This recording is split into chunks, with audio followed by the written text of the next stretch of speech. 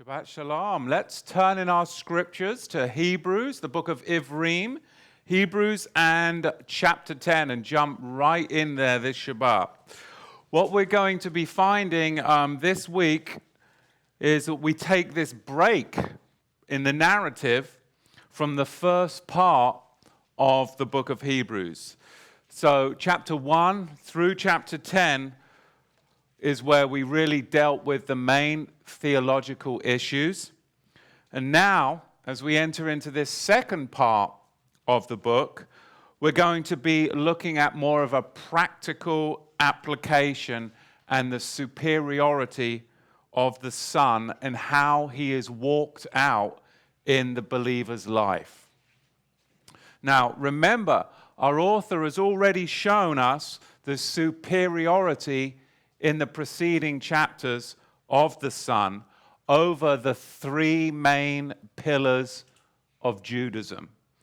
And you remember the three main pillars of Judaism that the Son demonstrates superiority over is angels, Moshe, and the Levitical priesthood. That's already been demonstrated in the previous chapters.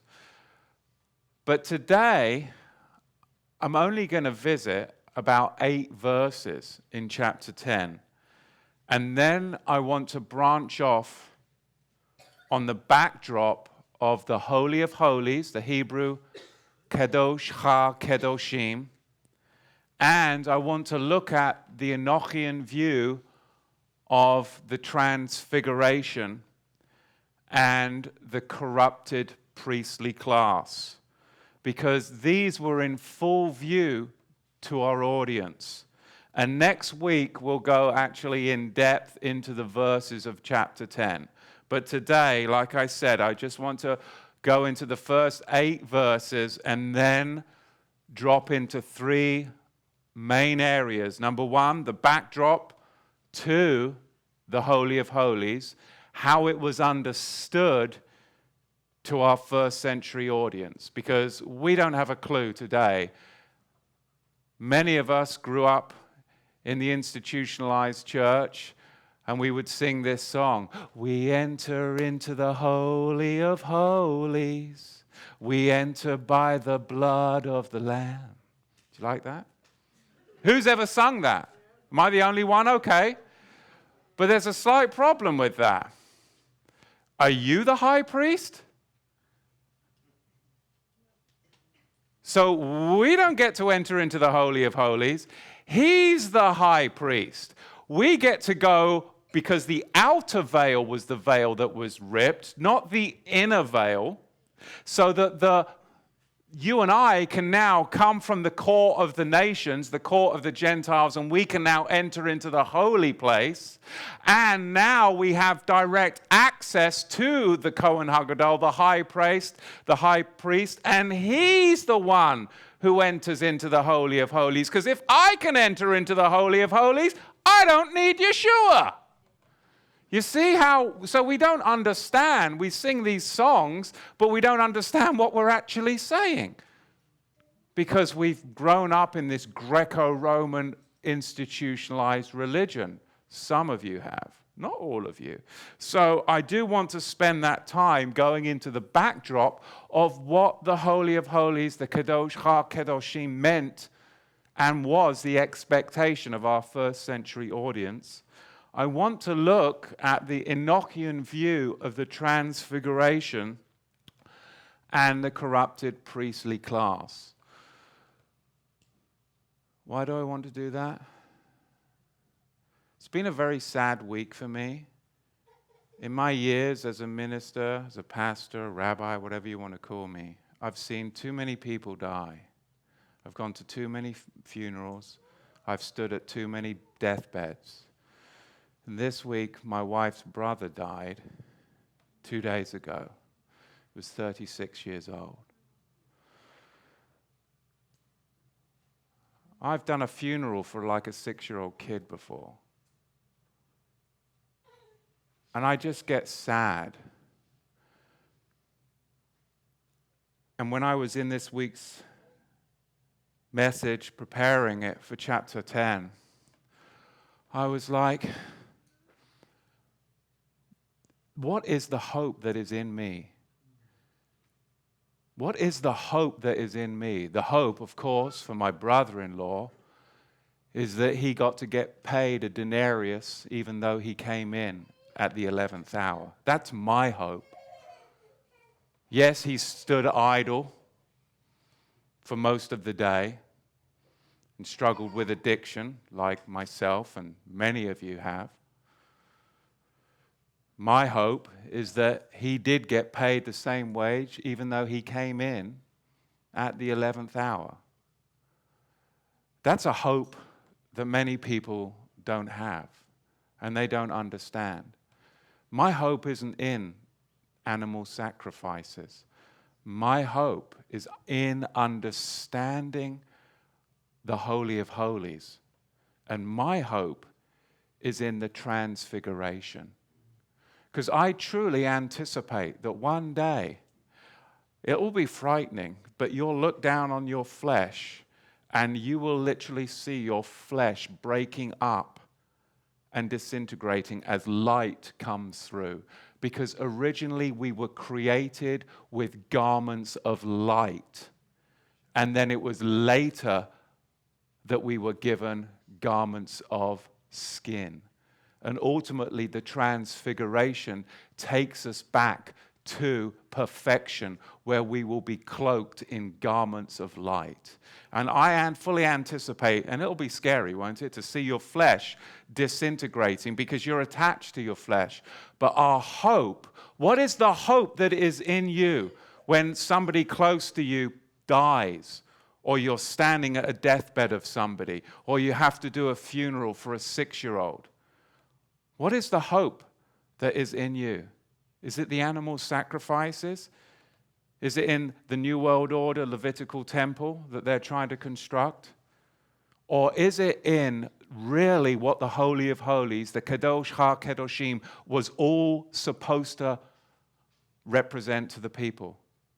And is it truly the transfiguration? I know for me, after my week, it's the transfiguration and the hope of what the Holy of Holies was supposed to represent. So that's why I want to spend just a few verses and then delve into that. So please let me do that. Let's go into verse 1 of chapter 10. For the Torah, having only a shadow of Tov, good things to come, and not the very image of the things. Did you catch that? For the Torah having only a shadow of good things to come. Who has that translation? Give me a show of hands. Only a few of you. Only is totally unjustified by the translators. As if the only thing that the law could do was to be a shadow. That's all it could do. It could never instruct you in holy living. It could never instruct you in how to live a better life. That translation is a willful attempt to denigrate the whole of the law. And it has no purpose, and there is no justification for it being inserted in there by the translators. It should read, for the Torah having a shadow of good things to come. So hopefully, if it is in your scriptures, it's italicized to show that it was inserted. If it's not italicized, then you might want to just put a pencil mark through it and make a note that that's an unjustified translation to denigrate the whole of the law, that the law has no purpose in your life, and we know that that simply is not true. So what we do is we read past this first verse now. We can see that the Torah doesn't have in the Greek word here is echon, the very form, the very form of what it describes, meaning the tabernacle, the Levitical priesthood, and the sacrificial system. They had a limited earthly view of a much fuller heavenly substance. So they had this limited earthly view of a much fuller heavenly substance. And that limited earthly view that they were seeing had even become corrupted more and more over the centuries, so that they had very little grasp of the heavenly substance. And it's the heavenly substance, brethren, that will aid you and I to get through tragedy. When I stand next to my brother-in-law and see his life slipping away, it's not this earthly view that enables me to endure, but it is the heavenly substance that bears witness to my soul. Does that make sense? It's the heavenly substance that is the hope and expectation in me that I can continue in this life and continue to persevere, and you also. So for the Torah, having a shadow of good things to come and not the very image of the things, can never, with those sacrifices which they offered year by year continually, make those who draw near perfect. Otherwise, would they not have ceased to be offered? Because then the worshippers, once cleansed, should have had no more awareness of their sins. But in those sacrifices, there is a yearly reminder of sins. Meaning the sacrificial rites were what? They were a band-aid to the relationship. The sacrificial rites, they were a band-aid to the relationship. They could never heal, and they could never restore the relationship, let alone improve the relationship, could they? Think about it. After the sin of the golden calf, the book of the law was the band-aid that was wrapped around the carnal flesh. It could never restore or regrow the limb, and it could never improve the relationship. It was literally a band-aid for a time, and that time was until the time of Reformation, when the Moshiach would come and regrow the limb as the master physician. So now, as we look through this, we can see that the writer of the book of Hebrews, he understood that the high priest had attained the Melchizedek through resurrection. Yahusha, he attained the Melchizedek position through the resurrection.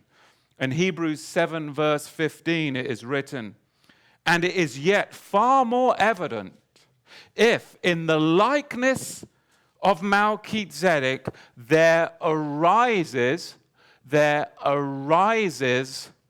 another priest." Arises is the Greek word anesthete, the Greek word anesthete, and it's the same word that's used for resurrection. It means to raise up from the dead. To raise up from the dead. You see, the Melchizedek was resurrected to an eternal priesthood which he held by the power of an indestructible life.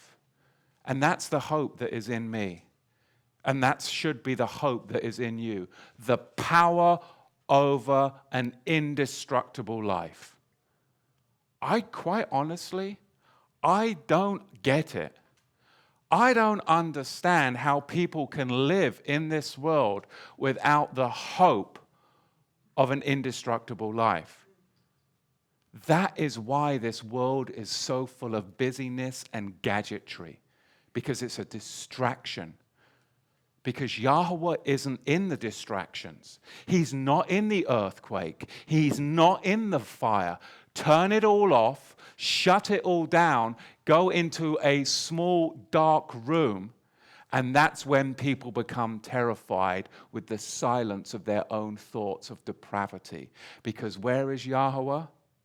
He's in the still, small voice. And that's why we live in such a web of distraction, with all of these radio waves, Wi-Fi waves, all bouncing around us to distract us. And that's what you were just saying in the worship, to distract us from hearing the still small voice Because our hope is that we will have what? An indestructible life. So though our flesh may rot and be robbed, we know that we can look forward to the transfiguration. That's the hope that is within us. And people that don't have that, I don't understand how they exist. I truly don't. How do they get by in this world? So Melchizedek was resurrected to the eternal priesthood, which was held by the power of an indestructible life. The high priest, he had been the son of Elohim long before the first century believers even used that term. You see, the Melchizedek was expected to appear exactly when Yahushua began his public ministry. And the Dead Sea Scrolls, they prove this. The description of the role of the Melchizedek is exactly how Yahushua is portrayed in the book of Hebrews. And the key to the first century faith and the first century lifestyle is that the Melchizedek temple was the world of the first century believing community. It wasn't the temple that was up on the hill. They understood that the substance in heaven, the Shamayim, needed to connect to them. And it was like an umbilical cord connecting heaven to earth. And that is what should give us the hope, the connection, not to some temple mount, supposedly, but the connection to what is actually happening as the sovereign master sits down at the right hand of the Father. Look at verse 4 of Hebrews chapter 10. For it is impossible that the dam, the blood of bulls and goats, can take away sins. Therefore, when he comes into the Olam Chazer, this world, he says, and now the author quotes Psalm 40, verse 6. I want to read it to you. He quotes it from the Septuagint, not the Masoretic corrupted text, but from the Septuagint. And he says, Psalm 40, verse 6, sacrifice and offering you did not desire, but a body you have prepared for me. In burnt offerings and sacrifices for sin, you have had no pleasure. Then said I, behold, I come. In the volume of the scroll, it is written of me, to do your will, O Yahweh. Now, there's a distinction between this translation, which is the correct translation, the Septuagint, and the Masoretic corruption in the Masoretic text. Because the Masoretic text, right here, it has the anti-Moshiach or the Moshiach Neged, the anti-Messiah edit. And it reads in Psalm 40, verse 6, from the Masoretic text, neither feast offering nor meal offering did you desire, but you opened your ears for me? But you opened your ears for me? Does that even make sense? Does it make sense to you? It makes sense to a bunch of unregenerate rabbinical rabbis and the Levitical hierarchy, apparently. Really? Neither feast offering nor meal offering did you desire, but you opened your ears for me? Are you serious? You're going to try and slide this by? This has been slid by since 900 of the Common Era. It's desperate. It truly is desperate. It's a desperate edit to hide who the Moshiach is. It's a desperate edit by the rabbis to hide what? That he prepared a body for the Moshiach, so that we could have a hope and an expectation of transfiguration and resurrection. But you want to hang your faith on what? Somebody's ears? For crying out loud? It's amazing. Where do they even get that translation from? The Hebrew word is oznaim karita, meaning to hollow out or to dig out. You know, like what some of you do when you get Q-tips? Or candle wax, ear cleaners, to hollow and dig out. So they decide, well, we're going to go with that. We're going to go with that. Hollow and dig out, open up your ears. Open them up. But the two major versions of the Septuagint, LXA and LXXB, which were used in the first century, have it translated correctly, but a body you have prepared for me. Which in context is exactly what he's talking about, isn't it? But there are so many rabbinicals out there that don't even understand the proper translation. This is one of those Masoretic edits to be careful of. Verse 8, it says, in the above quotes, when he said, sacrifice and offering and burnt offerings and the offering for sin, you did not desire. Neither do you have pleasure in them, which are offered according to the Torah. Then he said, behold, I come to do your will, O Yahweh. He abolishes, the Greek word there is enero, he abolishes the first, and it's speaking of the sacrificial system, that he may establish the second, the perfect sacrifice. So he abolishes the first sacrificial system so that he may establish the perfect sacrifice. This isn't talking about abolishing the law of Moses. This isn't about abolishing a covenant. So you have to look at the whole context, and cleaning your ears out with a Q-tip is not going to be in the context of what we're talking about, rabbinicals, but it is about the body that he has prepared beforehand. Does that make sense so far? Now, the verb ananero, it means to get rid of, to abolish, but particularly to get rid of by execution. To abolish by execution, to do away with, to destroy. It means to get rid of someone by execution with illegal or quasi-legal procedures. And that's from the Greek-English lexicon. So Yahweh killed the continued viability of the first order of sacrifices by Yahusha's death. So the second order of the Melchizedek sacrifice can stand. Isn't that amazing? It's amazing. Yahweh killed the continued viability of the first order of sacrifice by Yahusha's death, so that the second order of the Melchizedek sacrifice could stand. And verse 9 speaks of the Levitical service and sacrifices in contrast to the Melchizedek service and sacrifice. And realize, by citing all of these Old Testament texts, our author is demonstrating that it's been prophesied in Scripture that Yahweh would accord a higher status to the flesh of heaven as the instrument of what? Redemption. It's not the flesh of animals trotting around on the earth, but there is a higher status to the flesh of heaven that is going to be attributed to you and my life. And that's what he's trying to communicate. And there's a bunch of scripture that communicates this and parallels verse 8.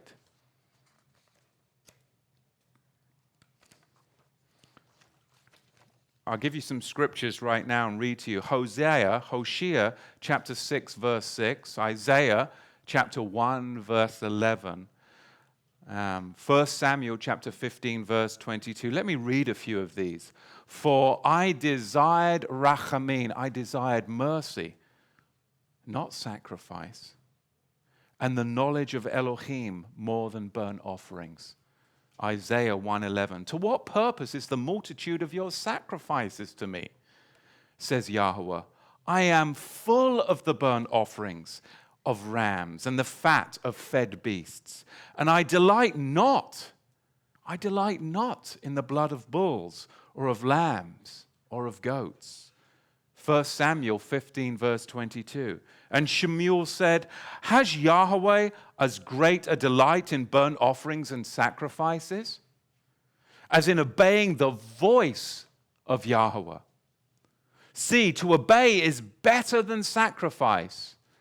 To obey is better than sacrifice, and to hear than the fat of rams. So we need to obey, but we need to hear. We need to have that blood-tipped ear. For rebellion is the sin of witchcraft, and stubbornness is as iniquity and idolatry. And the institutional church is caught up in rebellion, witchcraft, and idolatry. And that's what you see. It's terrifying. It's terrifying that we are the generation that gets to witness our brothers and sisters literally being fleeced by the shepherds, the false shepherds, and going off as lambs to the slaughter.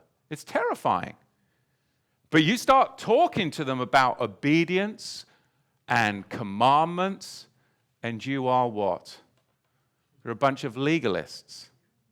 No, legalism is when you make your opinion my burden. Keeping the commandments, that's obedience, which is better than your sacrifice. You see, so if you can change the definitions, then you can control the conversation. And that's what they do. Grace and mercy. Well, we've already established what grace and mercy is in past teachings. But you see, these definitions are changed, and then you control the conversation. Likewise, when the victors write history, then again, they control the conversation. But when you start to look into what really happened in the past, then you'll be the ones that won't make the same mistakes in the future, while all the lemmings go off to the FEMA camps. Because they don't understand history and that it's happened before and it will happen again. Psalm 51 verse 16, for you do not desire sacrifice, or else I would give it. You delight not in burnt offerings. And Jeremiah 11 verse 15, them in the time that they cry to me in their trouble, what has my beloved to do in my Bait house? Brother Steve, would you be able to ask them to maybe go out into the foyer? That would be fabulous. Thank you. Seeing she has worked lewdness in many ways, and does your holy flesh remove you from doing evil? When you do evil, then you rejoice. I want to read a couple of scriptures that are really quite shocking if you just meditate on it. Stephen quotes Amos chapter 5, verse 21 in Acts chapter 7. I'll read them both for you, and then I'll make a comment.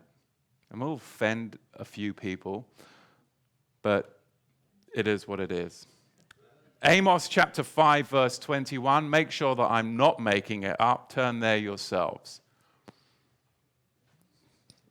Amos chapter 5, verse 21, we'll be looking at that through the 27th verse. The purpose of this is the author is trying to get it through to their thick skulls that the sacrifice of the Melchizedek is superior to what is going on with the bloods of bulls and goats and the Levitical hierarchy. Can we understand that? That is so important. Why is it even important to you and I 2,000 years later? People aren't sacrificing animals. Why are you getting so concerned about this, Matthew? Because the Bolsheviks, the New World Order, are planning through Rabbi Richman and the Temple Institute to build a temple up on the Anatolian fortress that they think is the Temple Mount. It's not. It's the Roman Anatolian fortress where 10,000 Romans did despicable acts with one another, that everybody prays and worships to, where there is the Alaska Mosque, and the whole New World Order Bolshevik-funded state is going towards building that temple. And there are a bunch of noodles in the Messianic movement, and I did just say that, wet noodles, that are following after people that say that they are Aaronic and Levitical, and they can't prove it. They're about as much as an Aaronic as I am a blooming Viking. I mean, give me a break. And people are so silly, they're following after this Levitical hierarchy, and ultimately, they will go and think that they are worshiping Yahweh when ultimately they are the slaves of the Bolsheviks and the Zionist conspiracy. So yes, it's important that we address this stuff because we have an altar outside the gates, which they have no right to eat from. And this is the generation that I believe that will witness that debacle. They'll bring the Pope in, the Jesuits, and the Bolsheviks, all funded by Wall Street bankers. And before you know it, you will have Messianics and Christian Zionists misguided, trotting up there to support that deception. And that is what the Apostle Paul talks about to the Thessalonians to beware of. And there are people that are literally that misguided because they are focused on the earthly, carnal realm that our author is trying to get their eyes on the heavenly realm. Because when somebody is lying in a hospital bed, dying before you that you love, it's not going to be the hope in a lamb from the farm that's going to help you and give you the hope.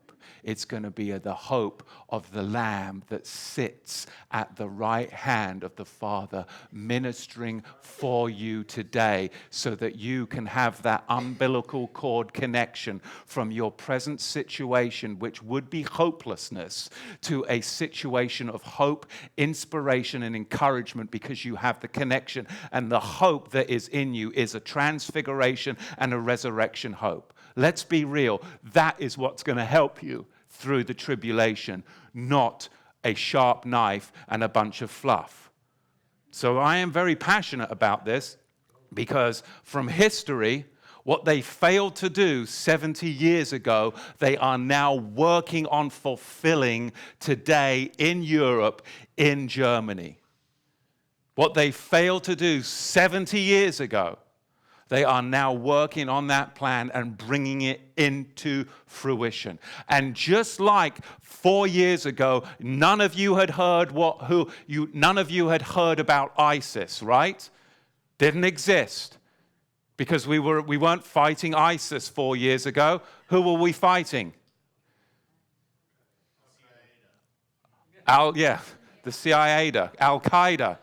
But now we don't hear about Al Qaeda, because people were starting to get smart after the Libyan debacle, especially if those emails get released. So let's get rid of the name Al-Qaeda, let's rebrand it to ISIS, and now people, because they're stupid, they won't make the connections.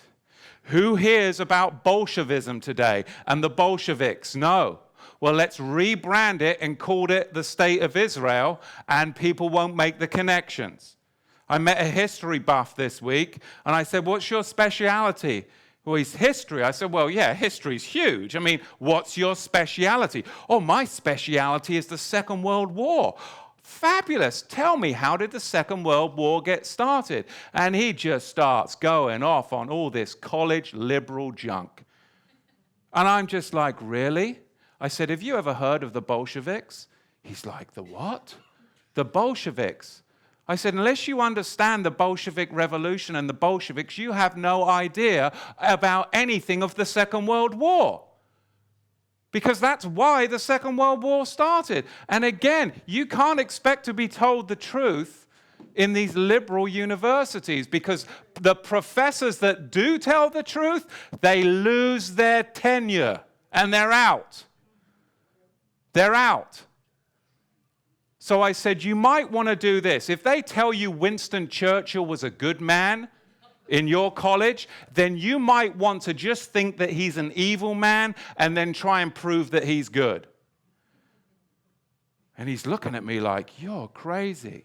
And I said, no. I said, tell me, out of all of the leaders in the Second World War, who was democratically elected? He's just looking at me like, well, this guy's getting serious.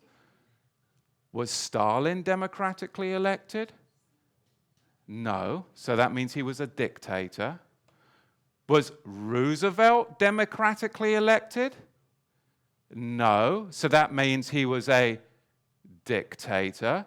Was Winston Churchill democratically elected?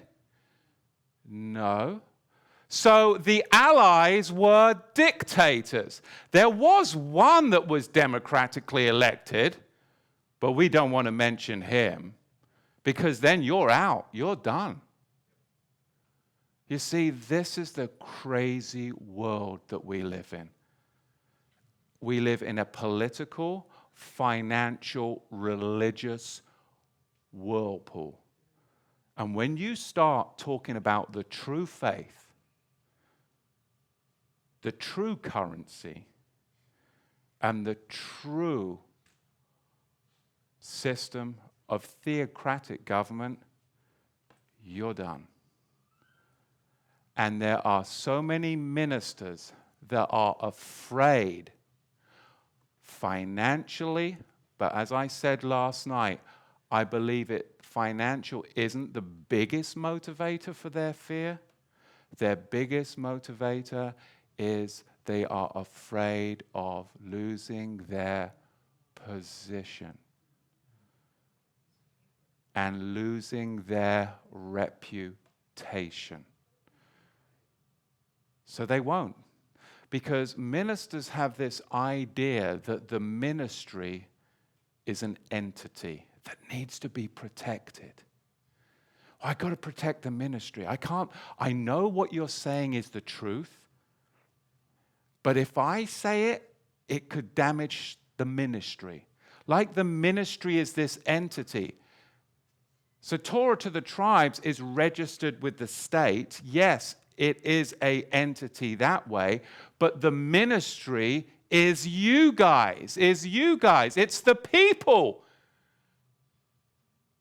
Yahweh protects the people. You don't have to protect the entity. You just pay the $150 for the entity once a year and you file your papers. It'll take care of itself. You see, it's this fear that when you start to speak truth, that you will lose position and you will lose the audience. So they scale it back to protect the ministry. And that's what you're seeing more and more and more. People know the truth. They know the truth, but they can't afford in their mind to tell it. They're slaves. Slaves. Not free at all. So, let's talk about not protecting the ministry. Let's go to Amos 5:21. I despise your Moedim. I despise your feasts, says Yahweh.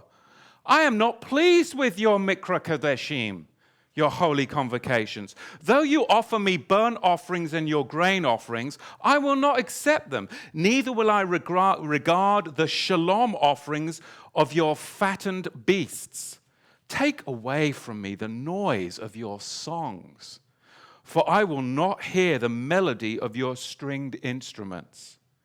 But let mishpatim, let judgment run down as Maim, as water, and Zadakah as righteousness, as a mighty stream. Have you offered me sacrifices and offerings in the wilderness 40 years? O Beit Israel, O house of Israel. But you have borne the tabernacle of your Molech and Chiyun, or Rapham, your idols, and the kokav, the stars of your Elohim, which you made as an idol for yourselves. Therefore will I cease you to go into the exile beyond Damascus, says Yahweh, whose name is Elohim Zevoth. Now, if you turn to Acts chapter 7, verse 41, Zephaniah, Stephen, is giving his address. And he's telling you about everything that happened with Israel as they were wandering through the wilderness. The context is Israel is wandering through the wilderness. So let's not rip this out of context. And they made a calf in those days. When was that? Was that in the wilderness? Okay, just making sure that you're tracking with me. I don't want to pull anything out of context. And they made a calf in those days, the days when they were wandering in the wilderness, and they offered sacrifice to the idol, and they rejoiced in the works of their own hands. Then Eloah turned and gave them up to worship of the stars of the heavens. As it is written in the scroll of the prophets, O you people of Israel, and now, of course, he's quoting the prophets, what I just read to you, Amos 5:21. O you people of Israel, why haven't you offered to me slain beasts and sacrifice during 40 years in the wilderness? During 40 years in the wilderness, Yahweh is asking them, what are you up to offering me animal sacrifices? And now you're going to find out why. But the rabbis aren't going to teach you this, because they've got to protect their position. And the messianic hierarchy, they're not going to teach you this, because they've got to sell you the messianic bling and prepare you to go over to Jerusalem and get involved in the Bolshevik New World Temple. They're not going to tell you this. They've got to protect their ministry. They've got to protect their position, and they're going to protect their reputation.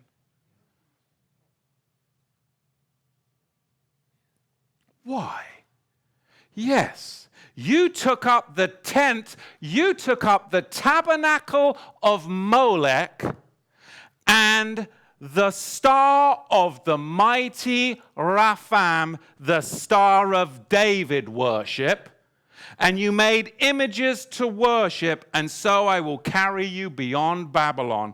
Our fathers had a tabernacle of witness in the wilderness, as he had appointed, speaking to Moshe. The Levitical priests in the tabernacle in the wilderness couldn't even maintain the wilderness tabernacle without the syncretism to Malechian and Star of David worship. When they had that tabernacle in the wilderness, they were worshiping Molech with their animal sacrifices, and they were worshiping Rapham, which is where the Star of David comes from. Do your history on that. It's a Bolshevik star, of course, which then got put on the Russian flag. I mean, come on. What were they doing in the wilderness? And Yahweh calls them out. They had turned the tabernacle into a Molechian Star of David, Rapham worship, and they were offering animal sacrifices to Molech. And if you're familiar with Molech, Molech was a big idol which had 7 chambers. They would have a chamber for the drink offerings. They would have another chamber for the grain offerings. They would have another chamber for the lamb offerings. They would have another chamber for the goat offerings. And they would have a final 7th chamber where you would place your child as they heated up the molten image of Molech and burnt offerings and sacrifices in the tabernacle of Molech in the wilderness, where they were worshiping Rapham, which is the Star of David, the stars in the heavens.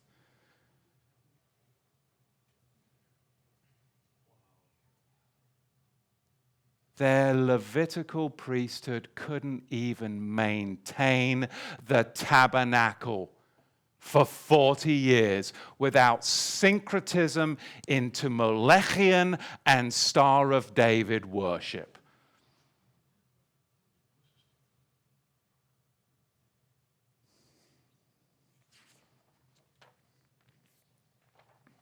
And I know many rabbinical commentators, they try and twist this to mean a later portable Molechian tabernacle, but Scripture records no such thing.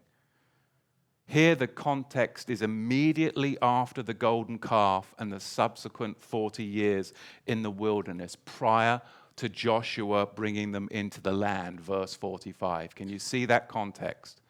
Am I making this context up? Please tell me if you see that I'm making the context up. Is this talking about a later, hundreds or thousands of years later, portable Molechian tabernacle? Is it? Or is it in the context of the wilderness, the golden calf, and then verse 45, Joshua leads them into the land later? Is that the context? And does it say that they had turned the tabernacle into the worship of Molech and the Star of Raphaim? Do your work. The Star of Raphaim is the Star of David, the symbol of the Bolshevik Revolution, which is now, of course, we've changed the name from Al-Qaeda to ISIS. We've changed the name of the Bolsheviks to the State of Israel. Can we be real? I mean, my goodness, it's a biggest setup that is coming fast and it's coming strong. It's terrifying. It's terrifying if you grasp what I'm saying today and what is going on in the world. It is terrifying.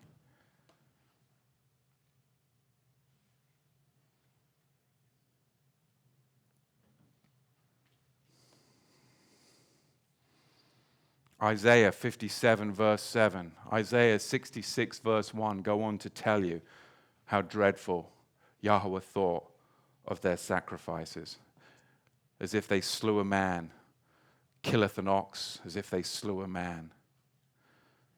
He that sacrificeth a lamb, as if he cut a dog's neck, and he who offered an oblation, as if he offered swine's blood. You see, with the backdrop to the Qumran Zadokites, who were no doubt in the audience of our writer, they believed in a permanent form of redemption without the need for animal sacrifices. I personally believe that too. I believe that we have a permanent form of redemption without the need of animal sacrifices. I believe that. And I believe that permanent form of redemption sits at the right hand of Yahweh, interceding for you and I today. And that gives me the hope of resurrection and transfiguration when I can stand by the deathbed of the dying. And I've done that too many times, and it troubles me and it upsets me. And I've done too many funerals, and it troubles me and it upsets me. But the reason that I can stand here in the midst of all of that is because of the hope that is in me. And it is not in the hope of the New World Order, Bolshevik animal sacrifices that never, ever could perfect the ones who offered it. In the Dead Sea Scrolls, in 1 QS 9:4, it is written, listen, when these become members of the community in Israel according to all these rules, they shall establish the spirit of holiness according to everlasting truth. They shall atone for guilty rebellion and for sins of unfaithfulness. And they may obtain loving kindness for the land without the flesh of holocausts and the fat of sacrifice. Dead Sea Scrolls 1 QS 9:4. They shall atone for guilty rebellion and for the sins of unfaithfulness, that they may obtain loving kindness for the land without the flesh of holocausts and the fat of sacrifice. And there's a word that's got hijacked. Holocausts. Oh, you don't want to go there. You can't afford to go there as a minister. I mean, your reputation. Go and talk to me about the 10 million Ukrainians that died in the Holocaust. The Bolshevik Jews sent 10 million Ukrainians to death. The Bolshevik Jews murdered 10 million Ukrainians. How come you don't hear about that Holocaust?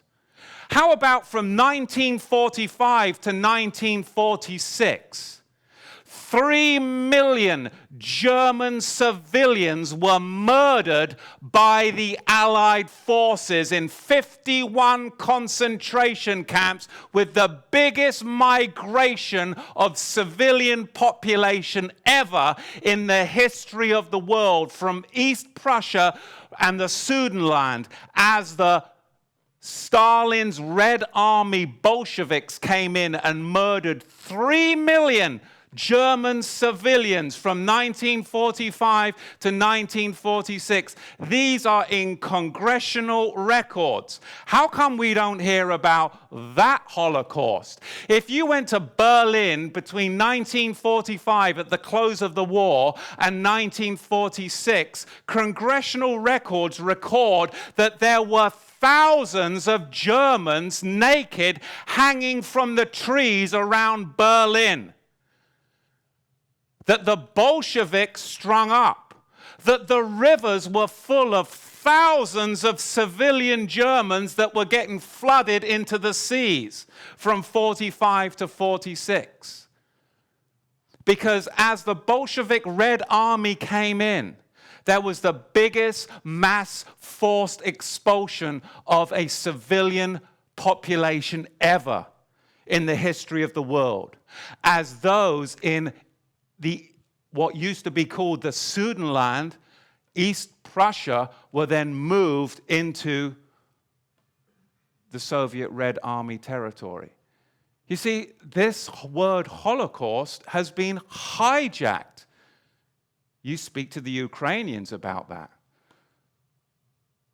But you can't even speak about this because people aren't taught their history. And it's all a big setup for the animal sacrifices and slaughters that are going to be happening in this generation. 13 European countries were betrayed by the Allies. 13 European countries were betrayed by the Allies to the Bolshevik Red Army. You realize that? 13 European countries. You see, famine was a deliberate policy of genocide that was used by Stalin and Winston Churchill. That's what history records. If you dig deep enough, you won't find that in high school or your liberal colleges. This was the largest land swap and forced migration of civilian population in history between 1945 and 1946. 10 million Germans were uprooted from Eastern Prussia and the Sudetenland by their new Bolshevik, Czech, Polish, and Russian masters. And what they failed to do 70 years ago in doing that is what they are doing right now. Instead of using the Red Army, they are using who? ISIS. And Angela Merkel is orchestrating it all with the other leaders in Europe, what they failed to do. And if you can't grasp that, if you think this is just something that's happening in Europe and it is not all part of the structured part of history, then you are going to be so deceived when they start rolling out the tanks and erecting barbed wire around your football stadiums, and FEMA start showing up with Band-Aids, hospital beds, and vaccinations for you, and food. You'll go trotting off to those little stadiums and you will never come out.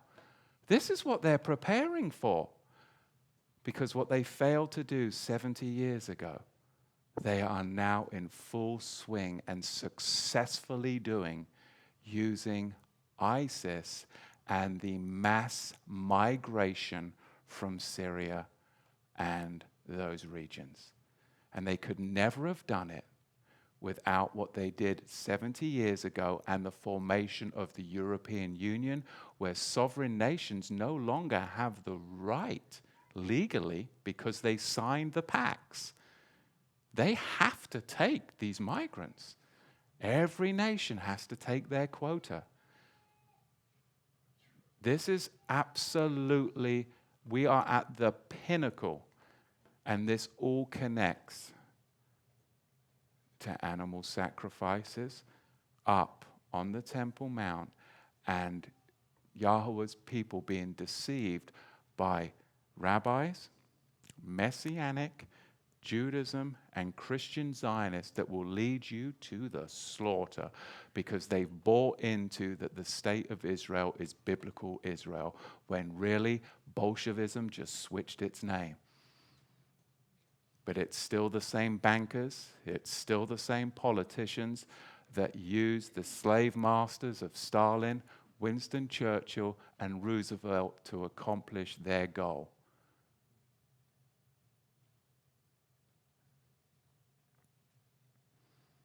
Hebrews 13, verse 10. For we have an altar from which those who serve in the temple have no right to eat. Let's go forth outside the camp.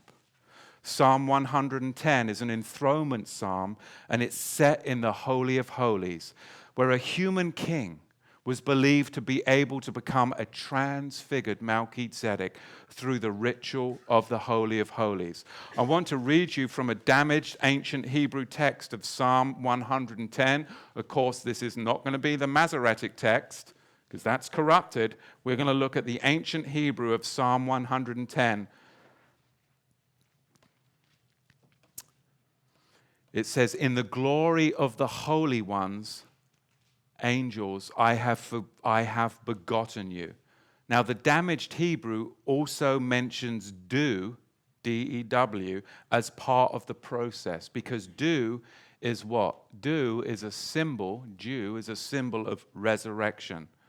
Psalm 110, verse 3, from the womb comes dew. Who has that translation? From the womb comes D-E-W. I have a hard time pronouncing that. We would call it dew, but then you'd even be more confused. Does it sound American when I say dew?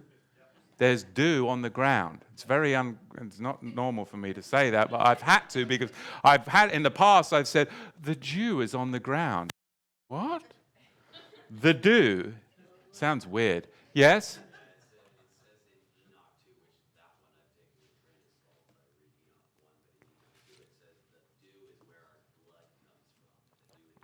In Enoch, it says, dew is where our blood comes from. You see, and the book of Enoch, we'll get into there, 2nd Enoch specifically. It talks about the secret. The secret is of the Holy of Holies. Not what they're going to construct, a tabernacle made of men, by men, but the secret of the Holy of Holies and the priesthood is the generation of the Son in eternity is the Melchizedek high priest. The true high priest represented the incarnation. Now, if Judaism doesn't believe in the incarnation, right, then doesn't it make sense that they'd hide all aspects of it? If they don't believe in the incarnation, then doesn't it make sense that they would hide all aspects of it, especially in their corrupted priestly class? It's no different with the name, the true name. We've got the Yod, the He, the Wa, the He. And what does that mean? Well, who cares, right? Let's rip it out of the scriptures close to 7,000 times, replace it with the title of a British landmaster, or worse, replace it with Adonai or Master. Because if you leave it in there, and you've got the Yod, the He, the Wa, and the He, then what is it talking about? Hand behold, nail behold, right? That's what it means. The Yod is the hand, the He is behold, the Wa is the nail, and the He is behold. Hand behold, nail behold. Witness the nailed hand of Yah. I mean, it's right there in his name. Well, we've got to get rid of that, right? I mean, it's right there. Witness the nailed hand of Yah, removed close to 7,000 times by these Bolsheviks. Rabbinicals. Levitical hierarchy. In 2nd Enoch, Enoch the high priest, Michael the archangel is summoned to remove Enoch's earthly clothes, his mortal body, and clothe him in garments of glory, garments of light, the resurrected body. That's our hope. That's what gives me the endurance to keep going. The high priest was understood to have undergone transfiguration and resurrection as a son of Elohim long before the apostles wrote in these terms to the writers, the audience in the book of Hebrews. Leviticus 16, verse 17, Vayikra 16, 17. Turn there with me, if you will. And there will be no man, in the tabernacle of the congregation. When? When will there be no man? When he goeth in to make atonement in the holy place. Did you catch it? Leviticus 16, verse 17. And there will be no man in the tabernacle of the congregation when he goeth in to make an atonement in the holy place, until he come out and have made an atonement for himself and for his household and for all the congregation of Israel. You see, they broke the covenant, so Yahweh had to spell it out to them. And he said, well, you don't understand, obviously, the covenant. You don't understand fidelity. You're whoring around with this golden calf. Let's try and spell it out for you. I'm going to literally build you with stickle bricks a tabernacle. And instead of you being a kingdom of priests, you're going to be a kingdom with a priest. And he's going to demonstrate it. We're going to play roll it out. We're going to have to play roll it out for centuries and centuries.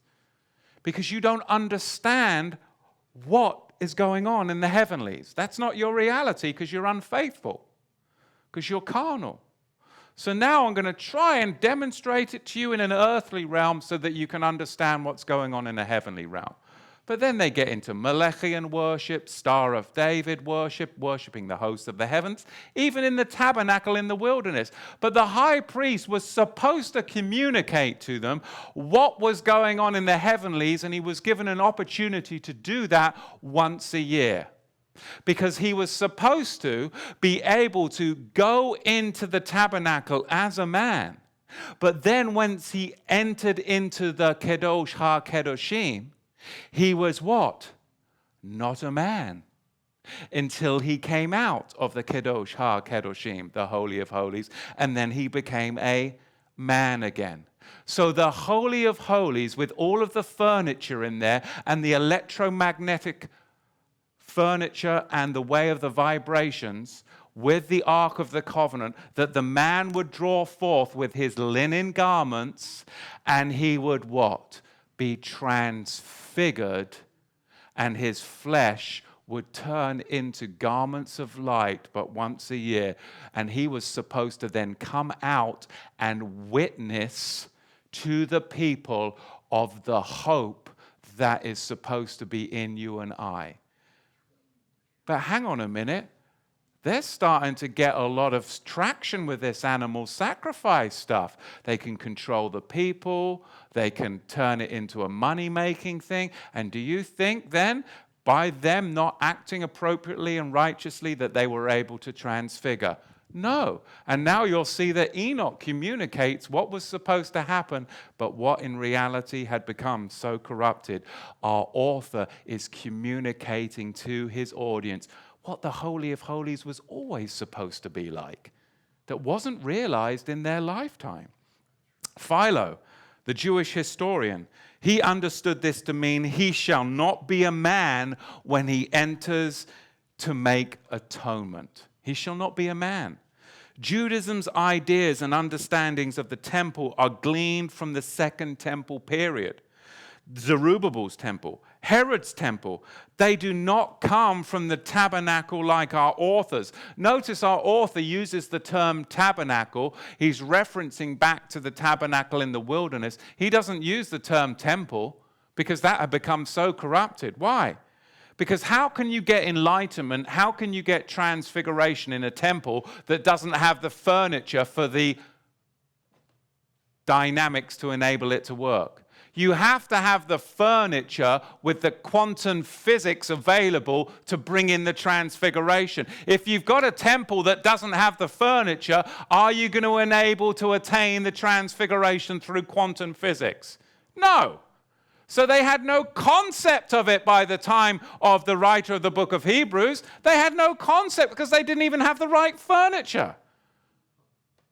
At the time of the second temple, there wasn't the furniture that enabled them to have the quantum physics transfiguration experience. We need to return to an area of where we can attain that quantum physics through prayer, fasting, supplication, because we are connecting back where? Into the heavenly realm. And he will literally transfigure our bodies. You see, the ancient Jerusalem kings, before the giving of the Torah, had been priests in a manner of Melchizedek. Melchizedek represented the older faith, and Yahusha espoused the faith of Abraham, the Melchizedek rites, which were rooted earlier than the Torah that was given at Sinai. And the Apostle Paul understood this in Romans 4. He says, Avraham Zadik, Avraham Zadik, Avraham Zadik. Before Abraham was, I was. Before Abraham, I was. You see, Yahusha constantly hearkened back to Abraham. Why? Because of the Abrahamic faith, which was a kingly righteousness.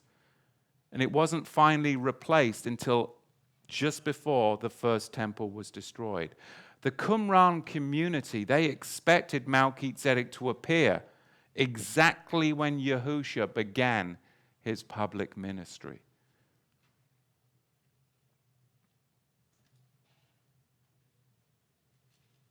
The onlookers at the crucifixion, they understood that Yahusha was the high priest, that he was transfigured, and that he would attain the eternal sonship through the Melchizedek.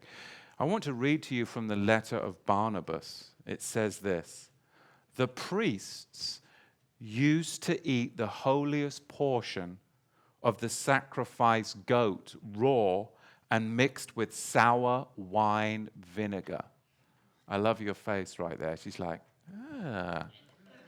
Julia Childs would never put up with that crap.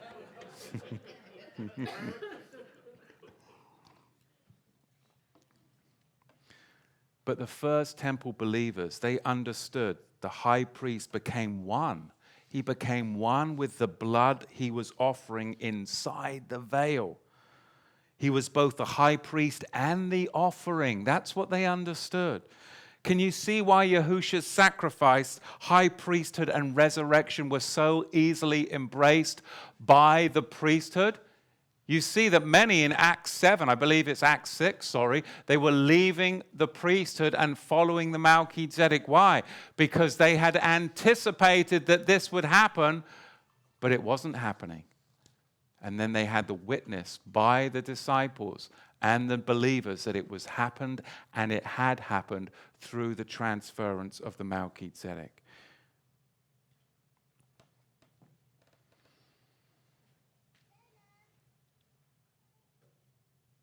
I want to read to you from the Masoretic text, Psalm 96, verse 10. Say among the nations, Yahweh reigns. And of course, that's the Yod He Wah He. But an ancient synagogue in Iraq, and that's Babylon, depicts a king enthroned on a tree. Now, the early church father, Justin, he claimed that the Jews had removed from Psalm 96, verse 10, the words, Yahweh reigns from the tree. They removed it from Psalm 96, verse 10, because that's pretty telling, isn't it? Why isn't it in there? The letter of Barnabas backs this up by saying the royal kingdom of Yahusha was founded on a tree. And the church historian Origen records that the first century manuscripts read, Yahweh reigns from the wood. Can you see the change? What does yours say in Psalm 96, verse 10? Nobody's got that, right? But history records that Yahweh reigns from the tree, that Yahweh reigns from the wood. But they've just put that Yahweh reigns. And the Masoretes have taken out that he reigns from the tree, that he reigns from the wood. The text in circulation at Yahusha's time was the Dead Sea Scrolls, Isaiah 61.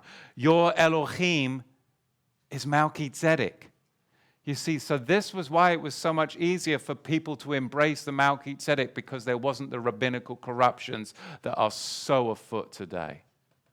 And that's why one of the leading messianic teachers chucked out of the book of Hebrews, because of the rabbinic corruptions through the Masoretic text, gone, and a whole slew of people with him. Then you bring in the Karaites and you start getting them involved, who deny that Yahusha is the Messiah, and you've got another whole slew of people gone. It's a revolving door. Then you've got these people that grew up Pentecostal, and the next thing you know, they're sons of Levi, and then the next thing you know, they're sons of Aaron, and then you've got a whole slew of people following after that deception. And you've got people following after people that aren't telling you the truth, chasing genealogy. And this is the revolving door of the faith. And I've seen more people deny the Moshiach than I can count in the past decade. And it all comes from these terrible, terrible teachings and instructions that are going out, because people aren't willing to tell you about what's really going on over in the Middle East, or in Europe for that point. In Luke 4:21, Yahusha quoted Isaiah 61. He would have been reading, of course, from the Dead Sea Scrolls Hebrew text, not the modern Masoretic text. The text he read breaks after the verse, your Elohim is Melchizedek. Yahusha claimed to be the Melchizedek. He claimed to be Elohim. He claimed to be divine. Yahusha and our author opposed what the second temple had become. They opposed what it had become. He prophesied its destruction in Mark 13:2. They identified themselves as the true temple and Yahusha as the true high priest. And in John 2:9 it says, destroy this temple, and in 3 days I will raise it up. Yahusha, of course, was proclaiming the prophecy of Enoch, which was in wide circulation at that time. Let me finish up with Enoch, chapter 90, verse 28. And I stood up to see till they folded up that house, talking of the temple, and carried off all the pillars and all the beams and all the ornaments of the house were at that same time folded up with it. And they carried it away, and they laid it in a place in the south of the land. And I saw till the master of the sheep brought a new house, greater and loftier than the first, and they set it up in the place of the first, which had been folded up. You see, the Dead Sea Scrolls and the book of Enoch show us that the first temple was a house that was folded up, and that Yahusha came and established a higher order which will now reign, because he reigns from the tree. He reigns from the tree. And this is it. You see, the second temple was empty of so much of the furniture. There was no ark. There was no throne. There was no mercy seat. There was no menorah. So they couldn't attain the quantum physics needed for the transfiguration. So the witness of the transfiguration, it couldn't even happen in the Holy of Holies. It had to happen outside the gates up on a mountain. Did it not? Just like John the Immerser. He wasn't in the temple, and he was the legitimate Aaronic high priest, but he had to be outside the gates in a desert proclaiming the truth. And that's where you and I find ourselves. That's where you and I find ourselves. We will not be in the main halls of the religious institutions. We will not find ourselves invited to the banquets and the feasts of the political elites. And we will not find ourselves invited to the conferences of the Levitical hierarchy and all of that nonsense. But that is the witness that you are on the narrow road that leads to life. You question everything, and you do your diligence, and when they tell you it's up, it's most probably down. And when they tell you it's black, it's most probably white. And when they tell you Winston Churchill was a good man, he most probably was an evil tyrant and a dictator. And we won't mention the obvious conclusion, because that you'll have to discover yourselves. John the Revelator is to be remembered as giving the high priestly vision and the one who wore the name on his forehead. You see, the name, the true name of Yahweh, is an extremely important part of the revelation, because that enables us to access the heavenly vision and to keep us safe from the worldly deceptions and worldly entrapments. Yahushua was the true high priest who had taught the secrets to his followers. And Hebrews 9 verse 5 talks about the mystery of the Holy of Holies. Of these things we cannot now speak in detail, but we have today. All that to say this, only a few verses I got into of chapter 10. But I had an extremely hard week, not even a smidgen of how hard my mother-in-law's and my wife's week. But what I got to witness was the hope that is in me truly comes down to the simplicity of the resurrection and transfiguration, and that cannot be attained through animal sacrifices, but it has been obtained if we can only grasp it, because he sits at the right hand on the throne on high. And that is what the author was communicating to his audience. So even though I went off and spoke about other things, I believe what the author wanted to communicate to his audience, I've been able to communicate to you. The superiority of the resurrection hope and transfiguration, because of the position that Yahushua now sits in, enables us to positionally move into a place that you and I need to go. Because when this world starts to fold and crumble, as it will, because what they didn't succeed in doing 70 years ago with the Red Army, they are successfully implementing now in Europe, and it is spilling over on our southern border and coming here. It's not going to be the Bolshevik temple system that you're to flutter and flock to, but it will literally be on your knees, attaining the umbilical cord connection to the high priest in the heavens, because you are a royal priesthood, a holy nation, and you have now that instant access as the Melchizedek order of priests. Amen? Questions, comments, anybody? Yes, we do have a few internet comments. They brought up the story, the Soviet story. I believe it's on YouTube. It has English subtitles and actually backs up everything you say. There's a gentleman or lady on here who also has friends in Latvia, Czech Republic, and a whole bunch of other places, and says they already see the signs. They're aware because they've gone through it and lived it. America has no idea. Yeah. Another question, two questions, and that is one. I think he spoke, and this might have been a week or two ago, but it says, when you speak of plundering the New World Order and paying the tithe, what about the work done for fellow believers?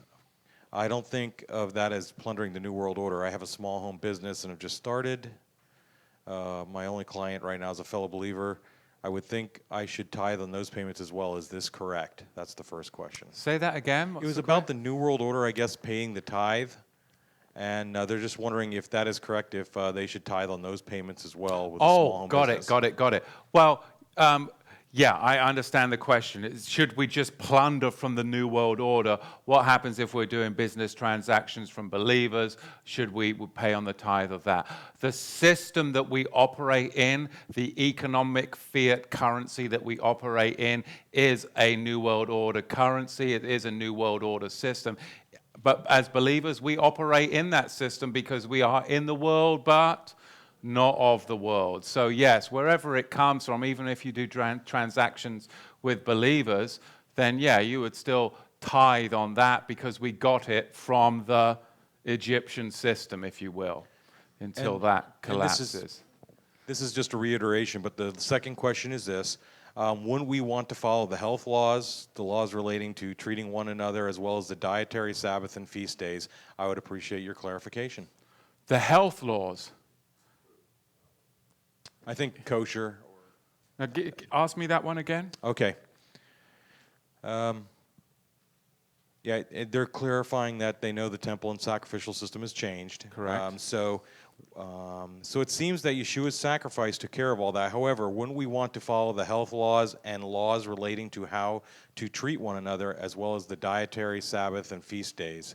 I would appreciate your clarification. If we look from Genesis 1:1 all the way to Exodus 24:11, within that whole royal covenant Torah, which was the book of the covenant, you have got how to eat what is fit and proper. Noah knew the distinction between what was clean and unclean.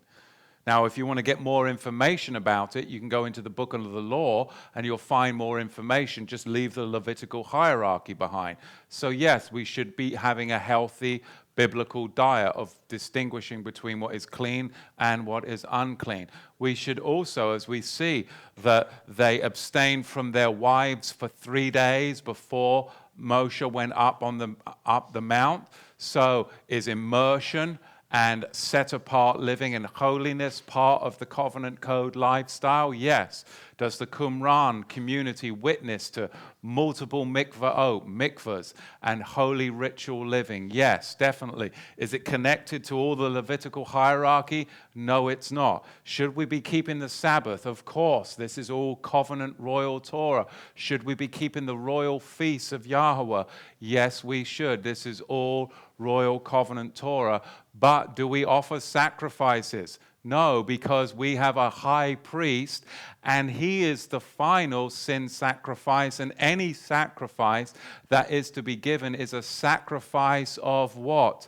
You are a living sacrifice. And if he wants us to do anything different, then we will wait until he tells us otherwise. But the whole of the new covenant clearly tells us that we are under our eternal high priest. He is the one that instructs us to be living sacrifices of the higher order. Now, somebody did ask me on Facebook, and I believe they were from somewhere in the south, and apparently there's an infestation of hogs down in the south, and that they're on the road, and that it says, do not even touch the unclean. The question came on Facebook, and I didn't respond. I'm doing it now. Well, should my husband, when there's a hog in the middle of the driveway, how do we remove the hog? If we touch it, is that something we should do? Try and avoid it, but obviously some of these, you're not going to eat the bloody hog. We're not in Hawaii. But I would try and remove the hog, preferably not touching it with a shovel just for hygiene's sake. But if you did touch the hog, well, then, go and get yourself mikvah'd. Go and, wash up. And, at that point, yes, would you be unclean, meaning ceremonially unclean? Yes, but you're not going up to the New World Order temple, so it's kind of a non-issue. Personally, if there's a raccoon in my driveway, I'd rather get my shovel than pick up its tail and woohoo. But, that's just me. Last time I did have an experience with a raccoon, I shot him out of the tree with a shotgun in the middle of the night, and my wife came down screaming. And I did finish him off with a shovel. So anyway, these are good questions. We do have one more from the internet, just popped up. I want to know if the Melchizedek priesthood and the bride company are the same entity, and if they are the first fruits, those that have been resurrected. I'm having to ask you to repeat every question. I think it has to sink in today. I'm slow that's on the okay. I uptake. think it's the way they're asking it as well. Okay. Okay, so the Melchizedek priesthood and the bride, are they the same entity? Oh, right, got it. And if they are are they the first fruits that have been resurrected? The Melchizedek priesthood is the bride, correct. Yes, the Melchizedek priesthood is the bride. Are we the first fruits? I believe that we are the first fruits that will be transfigured and resurrected. You are a holy nation, a royal priesthood, because all of that was attainable at Exodus 19. That was what should have happened, Exodus 19 to 24:11, but it didn't.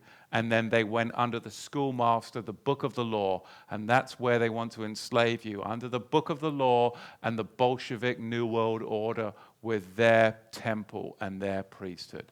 And you can see it, you know. I mean, we just had the Academy Awards. Look at the idol that they hand out. That's an Egyptian god.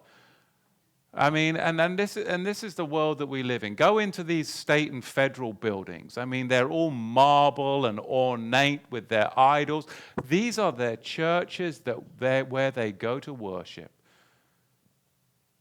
But we have a different order, a different priesthood, and a higher plane to live by. And that is what's exciting. And I feel so blessed for the hope that is in me. Amen? All right. One more question.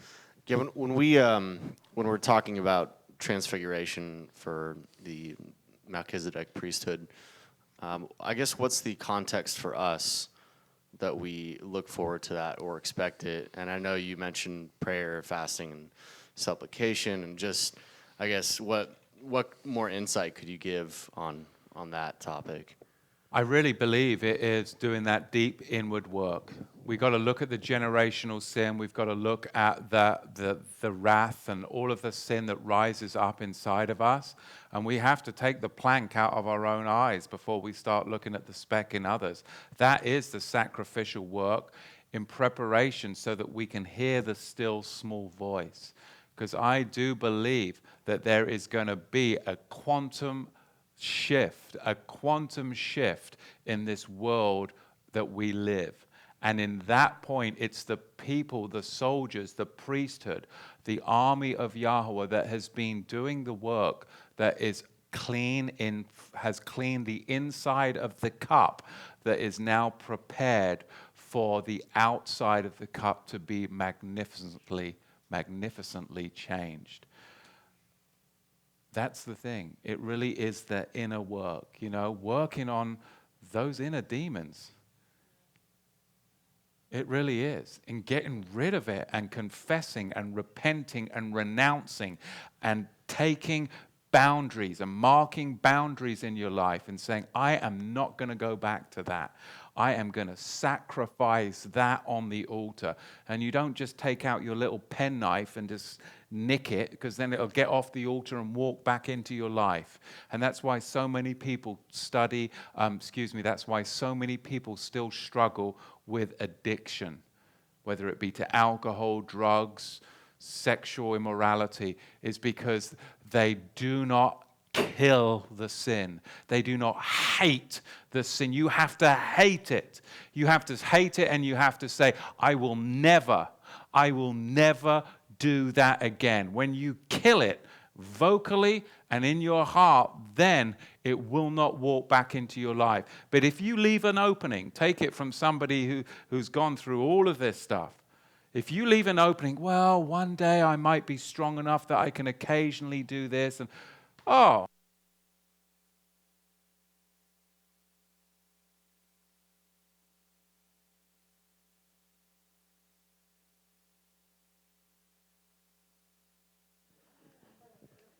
it's all right. We don't enough is enough. You can take over. You can fly. No thanks. Stick around. We have some food in the back. Doesn't look like we have much. It was supposed to be an Oneg weekend.